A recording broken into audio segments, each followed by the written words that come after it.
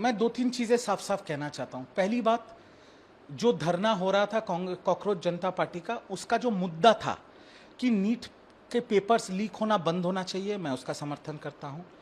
देश के बच्चों का भविष्य सुरक्षित होना चाहिए, मैं उसका समर्थन करता हूं। कोई भी बच्चा, किसी का भी बच्चा आत्महत्या करे, ये कोई मान नहीं सकता, पहला बात। दूसरा बात, बच्चों के ऊपर लाठियां चली, इसका मैं विरोध करता हूं। बच्चों के ऊपर लाठियां नहीं चलनी चाहिए। पर यह भी बात है कि देश का संसद वो सेंट्रल पार्क नहीं है, वो इंडिया गेट नहीं है कि वहां पर आप घुस जाओ।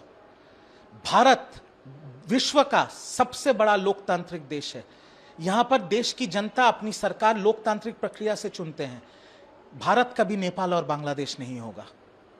अगर कोई शक्तियां ये सोच रहे हैं कि बच्चों के जो मुद्दे हैं, बच्चों का जो आंदोलन है, उनके ऊपर बैठ के हम भारत को नेपाल और बांग्लादेश बना देंगे, तो ये नहीं हो पाएगा, ये भी नहीं हो पाएगा।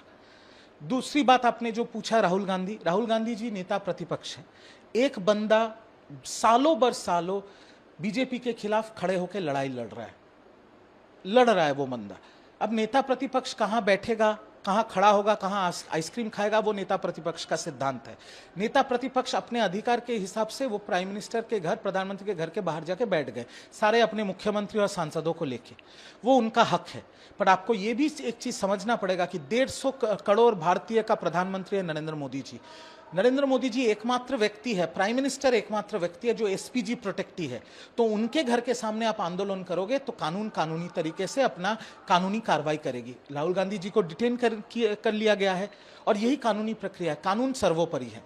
जैसे नेता प्रतिपक्ष का अधिकार है कहीं पे भी अपना बात रखना, प्रदर्शन करना, वैसे कानून का भी अधिकार है देश के प्रधानमंत्री को सुरक्षित रखना। अगर उनके सुरक्षा में चूक होने का संभावना हो तो वो नेता प्रतिपक्ष हो या दुनिया का कोई भी हो, कानून अपना कार्रवाई करेगी।